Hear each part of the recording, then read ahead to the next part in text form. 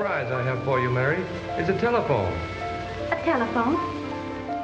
This is a time really when we're moving from the pre-modern to the modern. We see the railroads, we're starting to see the automobiles, we're seeing the light bulb, we're seeing this novel new way of communication, namely the telephone. Isn't it just a toy? In 1876, Bell is already manufacturing and selling telephones.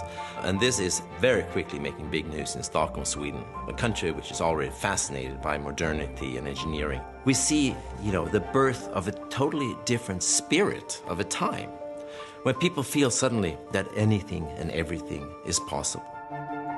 And into this comes Lars Magnus Ericsson, a gifted engineer. With his wife Hilda and his business partner Carl Johan Andersson, he sets up a small workshop. Initially, he repairs and manufactures telegraph equipment. But when customers come to Ericsson with telephones to repair, he sees a terrific opportunity. Here is an invention that fascinates him. He is soon manufacturing telephones of his own design. Lars Magnus is an engineer with a vision, and his new designs capture the public's imagination. In 1883, he forms a partnership that will be the making of his company. Henrik Torre Cedergren is an entrepreneur who, like Lars Magnus, sees the potential of the telephone. The partnership's aim is to provide telephone lines in every building and for all the tenants in them at a lower price. They construct a 1,200-line gantry on the roof of the Central Exchange, able to cope with over 3,000 subscribers. So the result of this is that by 1885, Stockholm has more telephone subscribers than any other place in the world.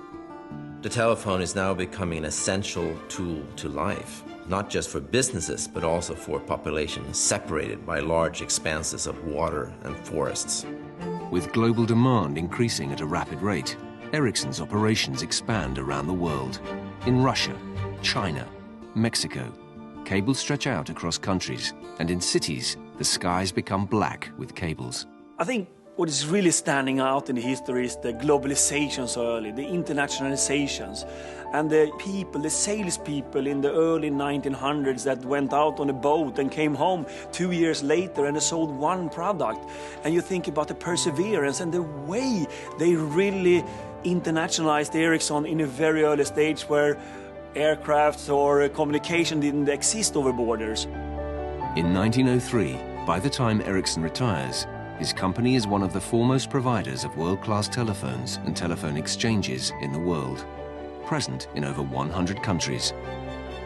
This global scale would prove to be a defining asset in realizing the vision of connecting people right through to the present day.